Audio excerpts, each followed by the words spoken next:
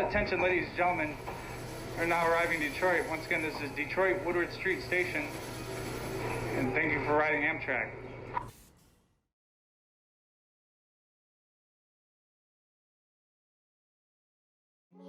This exhibition is called the Teed One Residence Exhibition, and it is in memory of a friend of mine and a wonderful graffiti writer named Jordan Vaughn, who is also known as Teed One.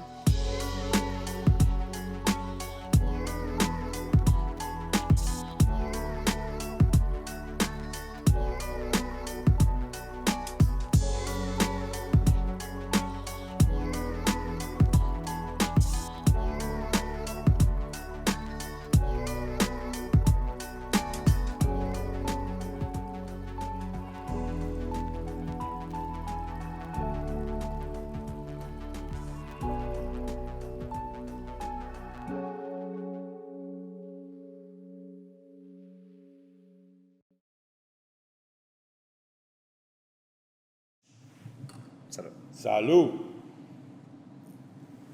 Welcome, everybody, to the Wisendale Weekly Wrap-Up, where we talk about architecture, design, everything between.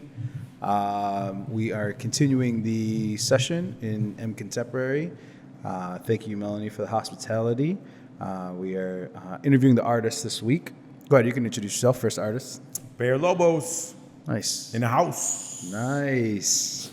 And we're sitting in front of your pieces. For those of you watching us on YouTube, and if you're listening to us on the podcast, definitely hop over to our YouTube, take a peek. But yeah, man. I mean, let's just start off. I mean, tell us a little bit about yourself, man. Who you are, where you're from. Who I am. Artist name, Bearlobos. Real name, Roberto Villalobos. Where am I from? I'm from Southwest Detroit. Excuse me. Gotcha. The beer, man. Yeah, right. Southwest Detroit. I grew up next to this cool-ass little kid. Grew up next to you. Nice. And then we bounced out to the suburbs, moved to Chicago, had a career in New York. I'm back. Nice. And Quick little synopsis. There you go. Let's Is this close enough? dive deeper in the Chicago. You went to school out there, and then you moved out to New York. And what were you doing out there? In New York? Yeah. Yeah, so when I was in Chicago, I was still going to school, finishing up school, which never have done that. But Yeah. I got a call and started my career. Started at Rockaware, which was fun and exciting at the time, being a product of hip hop, being born at being born at the time I was. It was like a dream come true. That's be awesome. Honest. Started there. Wait, what was that like? Dive deeper on that. What was that like? That was crazy. Yeah. Yeah, it was. I mean. So what year is this about? Like when did Rockaware Not come about. out? This was 2001, sir. Okay, gotcha. Rockaware formed in 99. Okay. I got the call in 2001. I want to say August. Okay. Nervous as all hell. Came out. And everybody was cool as hell. I was like, all right, cool. I can do this. So, I mean, it was like working with your homies. It was like doing this. It was like painting with Teed. It was like just being me. Yeah, that's awesome. So it was a nice transition. Everything I was nervous about, no big deal. So wait, you moved out there in 2001? Or Yes. 2000? We're coming up 2001. on 20 years of 9/11, man. How Yes, wild sir. is that? Here's the deal. Yeah. 9/11 happened. I was living in Chicago, but I wasn't in Chicago. I was back home. Mm-hmm. Had a little natural disaster. We had a flood in the basement. My $5,000 computer ruined. Flew home to mom and dad. I'm there. Wait, what were we talking about? 9/11. Yes, I'm there. Tired as all hell because I worked midnights, saw that, had to drive another 4 hours. I'm sleeping in the living room on the floor. I'm dreaming. I hear the news because I'm a foot away from the TV, and I'm like, oh shit, this is for real? Wow, yeah. And I moved there 1 month. To the day, I moved there 1 month later. Wow. Everybody was fleeing New York City. I went October 2001. Wow. I think I got the job. I don't know. Very but cool. I went there. I moved there in October. Yeah, that's wild. It was crazy. Yeah. So Rockaware, and then Rockaware was fun as hell. And then where'd you go after that? Oh, just really everywhere. Yeah. Most notable, Gap, Kmart, Target. I did work for, but not, go there to work. Target. Very cool. Other companies, Puma.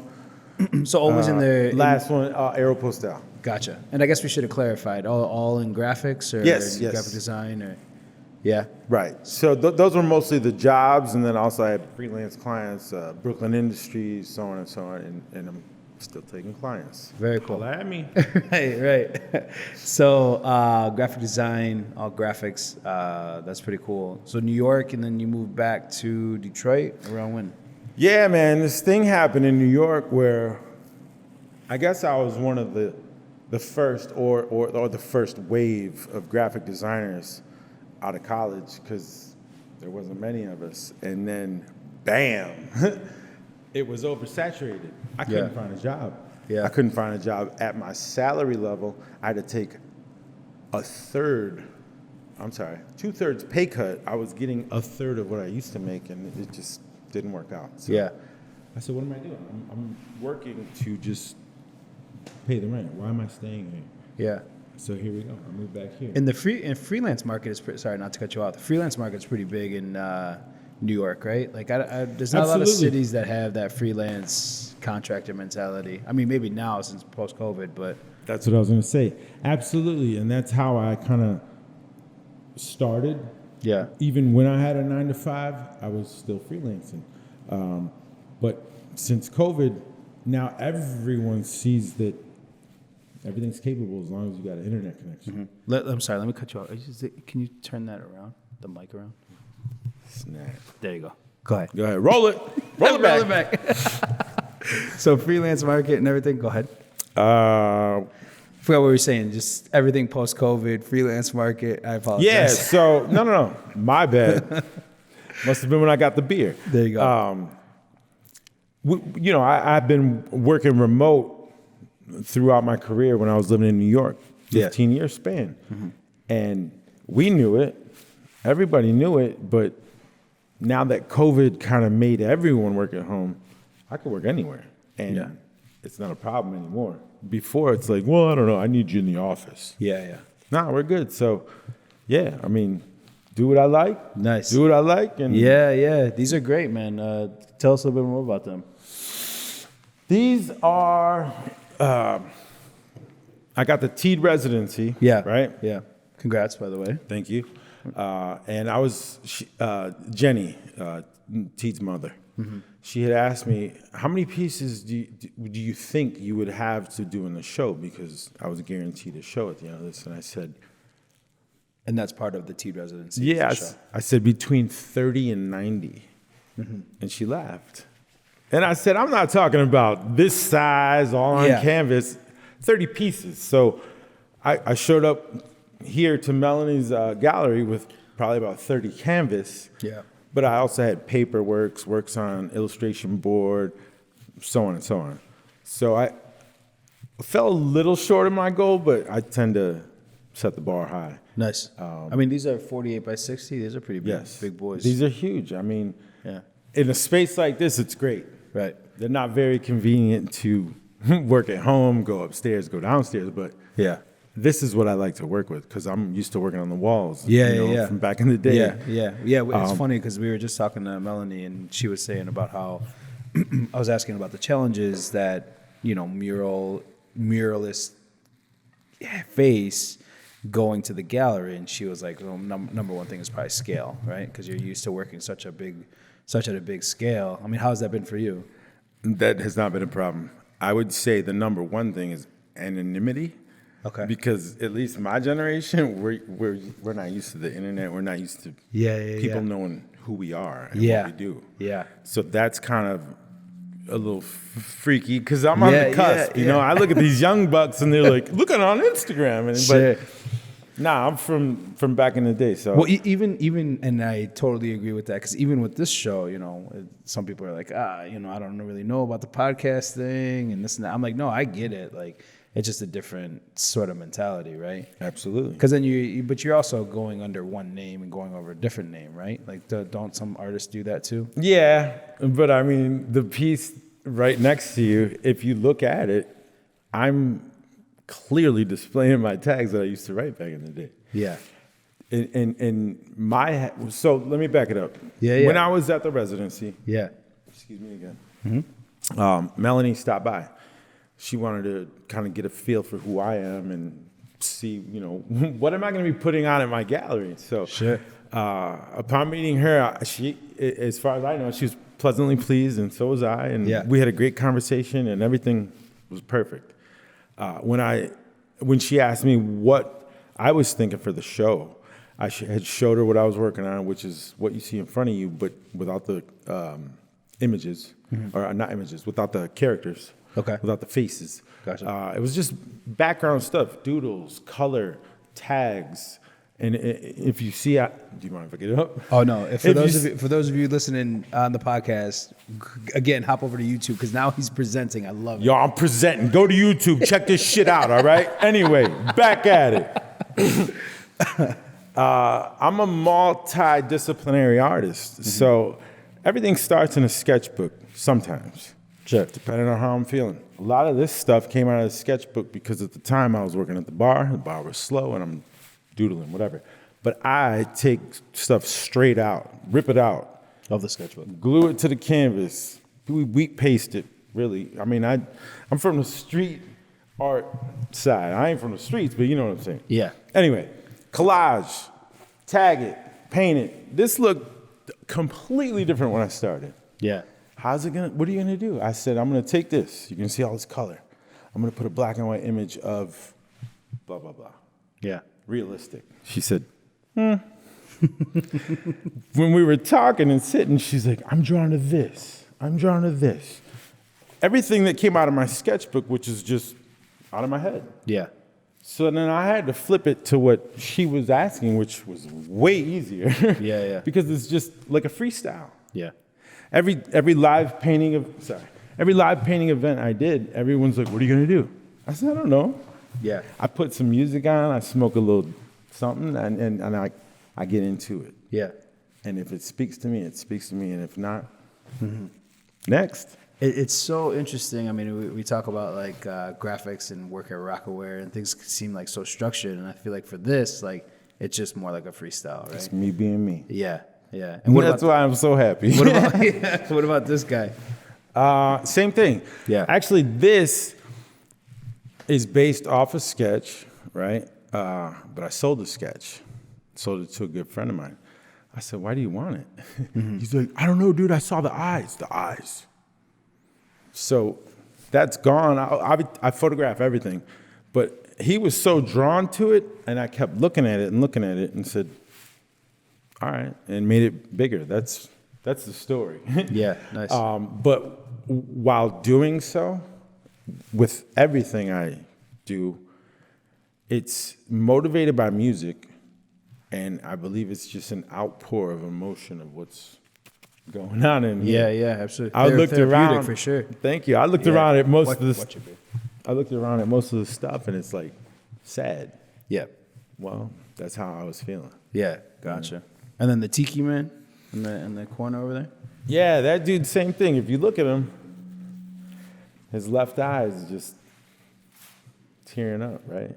Did I plan that? No, I didn't. Do I plan anything? Not really. But when I looked at it, but that's how I do my art. Yeah. What are you gonna do? I don't know. Like I said, I put the music on, I start throwing paint around, and then let it dry. Everybody thinks I'm crazy. I got multiple, we'll just say multiple, I don't know how many. I got multiple canvases, multiple papers, multiple everything out. I start on one thing. Oh, boom, I'm on another. Oh, come over here. And at the end, it's just me spilling out how I'm feeling. Yeah. I don't know what it's gonna be. Let it dry, come back to it with a clear head. Oh, shit. And then, here you go. Nice. That's it. Very cool. Very Thank cool. you. So out of those pieces, I mean, how many have you So we have up here 4 pieces, which are great, or 5 pieces, I think. I think in the room over there, there's a few pieces too. 5, yes. So what do you plan on, like, how does that work? Like, I guess, can you talk a little bit more about your process, what you're going to do after? You photograph them all and then probably make a few of them prints and stuff like that? Because we were also talking about process before too. Absolutely. When I came here, I pulled up in my pickup truck with the entire back was filled with canvas. Yeah. I had, 20 to 30 different big pieces, multiple pieces of paper. I said, Melannie, I need help. We Yeah. lined the gallery, we checked it out, and we got to where we're at. This is cool. 5 canvas and 3 illustration board that we put in the portfolio book. Nice. I'm sorry, what was the question? No, just like, what do you do with the process after? Oh, absolutely. I mean, I'm hoping that, first of all, opening night, I think I sold 3. Great, fantastic. So to me, that's like half. That's great. Yeah. I want to ride that wave. Yeah. I need to be more vocal on social media. So I'm going to start Gotcha. pumping it, and maybe Why I sell out. I don't know. And why do you feel that way on that social? Because, I mean, there are artists that are on social, but then some aren't, though. I don't know. I feel like I'm in the middle. I'm on the cusp. I'm an old dude, but I got a young mentality.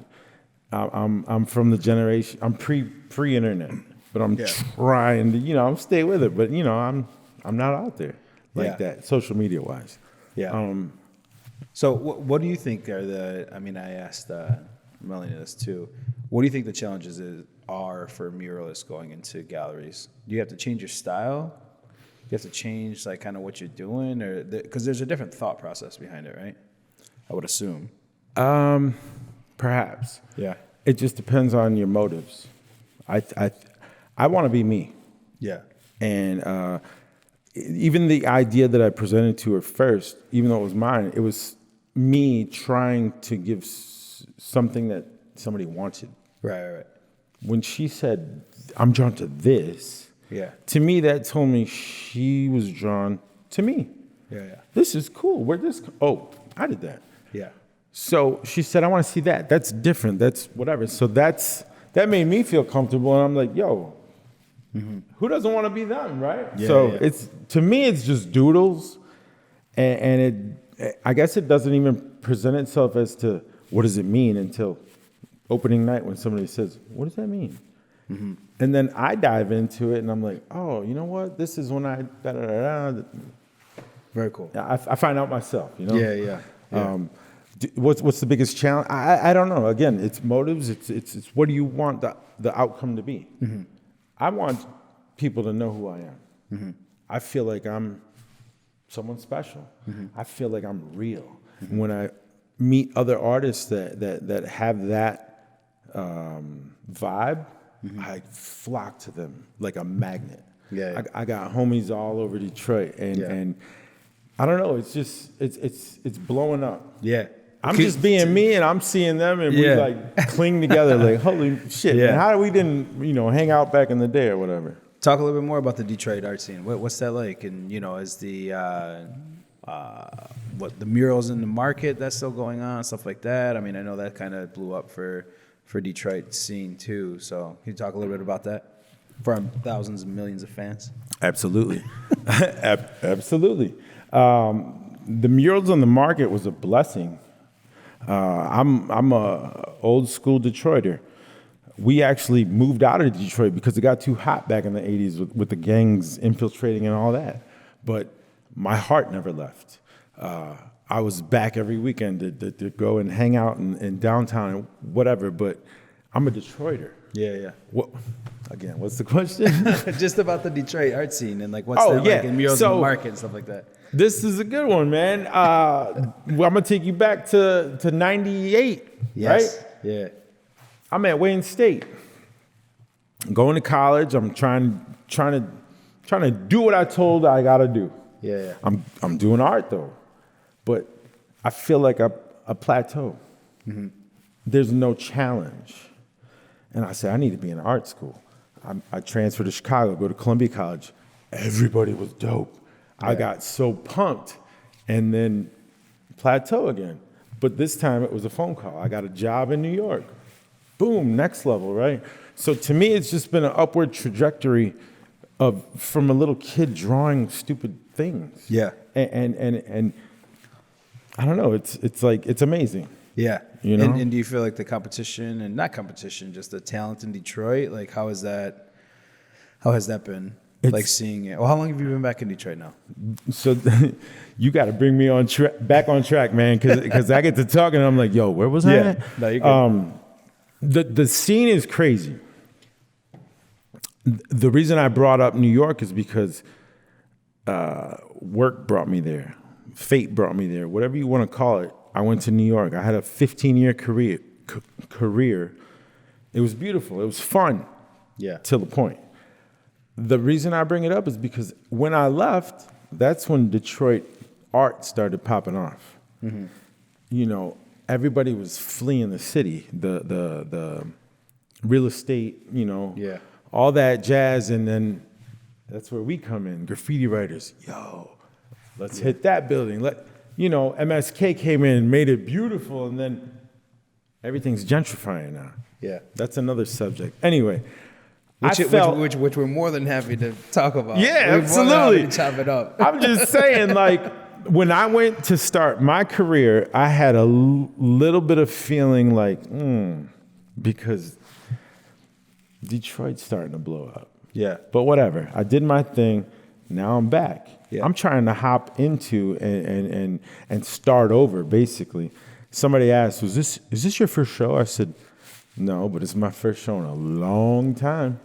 I showed once out of high school in Eastern Market when my homie had a gallery in Eastern Market before it is what you see today. Yeah. And it's cool today, but it's different. Sure. And I got a lot of respect for everybody and the city especially. I just, I'm from way back, so I like everything to be told properly and you know what? So I don't know. I'm going off on another. No. It's bring good. me back. No, just Detroit, just in the art market. Oh yeah, art scene. So I come back. I'm trying to hop in. Old dog trying to get these new tricks with the Instagram and all that shit. And, the pop up here, gallery there. I'm doing my thing and I'm having fun.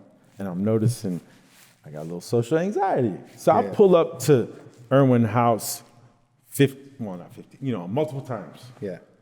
I ain't going in there. Drive off. Is this a gallery you're talking about? Yeah, okay. It's right close to the Motown Museum. Okay. Anyway, some shows I would go to, some shows not. I connected with many artists through Instagram. Yeah. Hey, dude, I dig your work. I got a studio space. You want to come by? Let's do a little collaboration. Yeah, that worked out. Yeah. I met Dark Lord Escada Gordon. He's amazing person. He influenced me. He made me feel cool. You know what I mean? Yeah. Like certain people you vibe with, certain people you feed off energy, and certain people just don't work. But he's one of my good homies, which I met recently when I moved back. I moved back in 2017. His name's Rashard. His artist name, Shido Magneto. All right?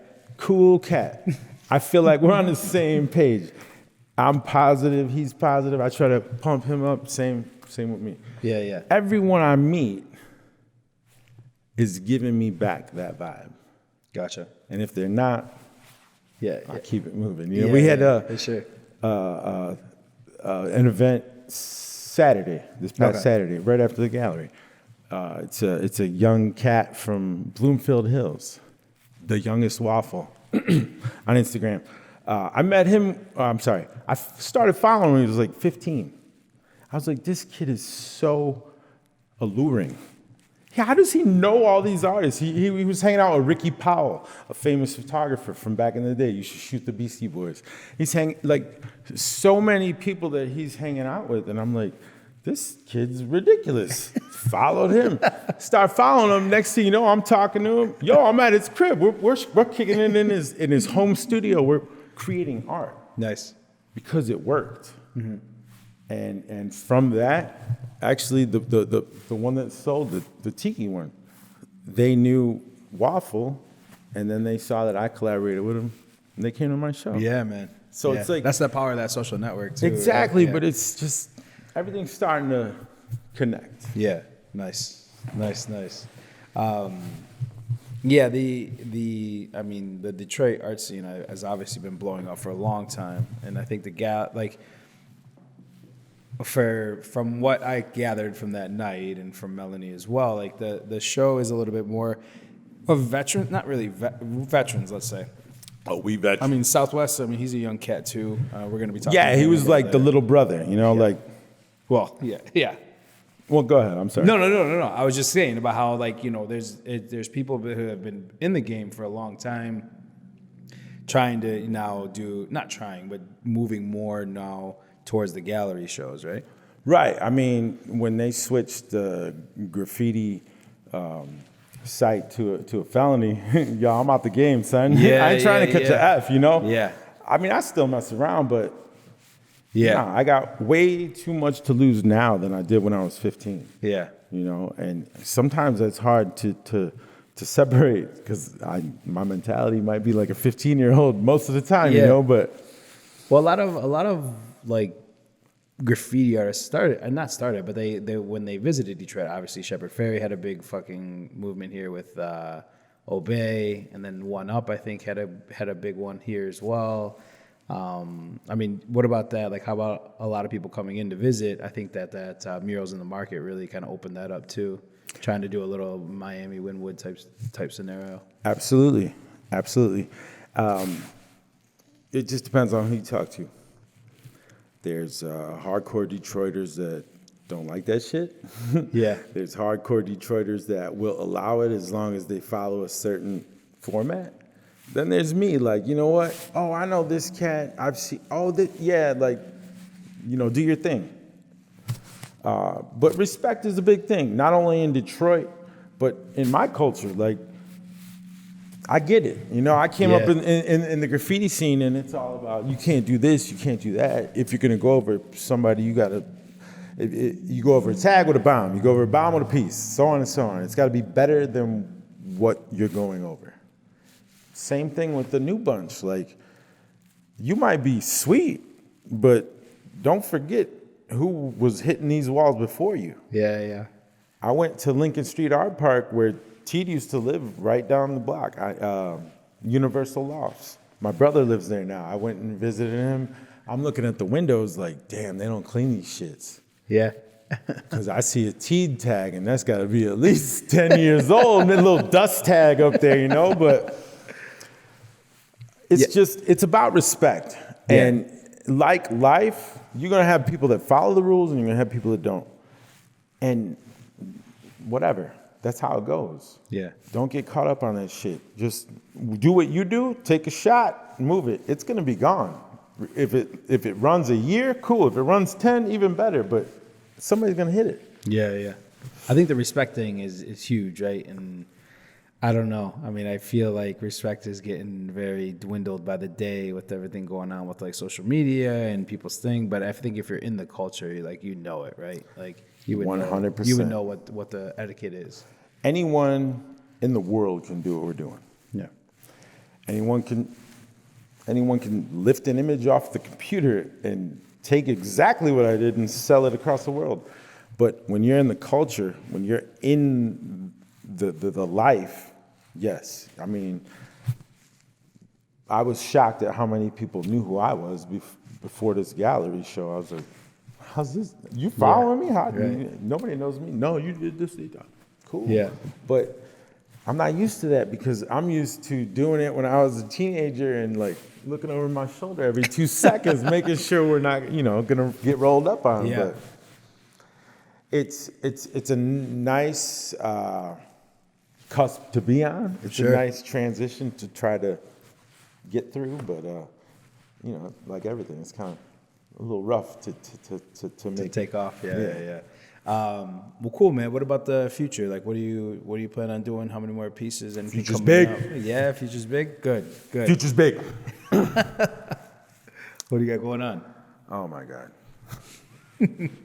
Look, your boy found out a lot about himself during the pandemic, man. I got a lot going on in this brain of mine, and it's hard to manage it.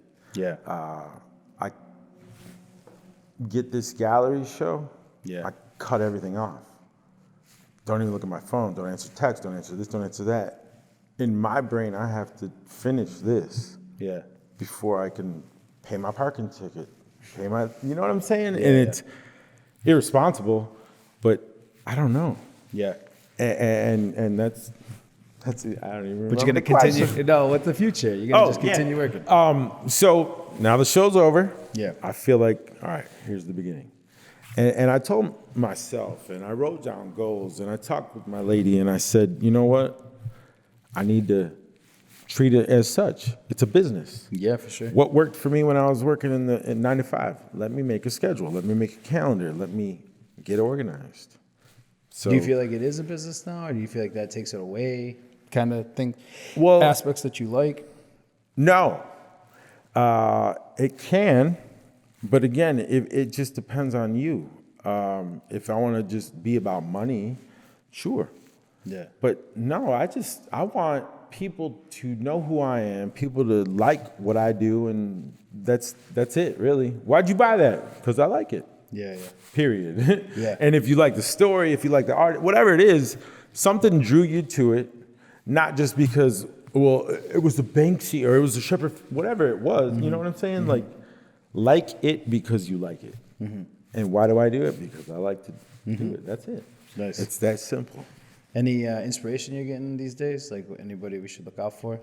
Oh my God, the Detroit scene's blowing up. Yeah. I've already mentioned Escada, Yeah. AKA Dark Lord Escada Gordon.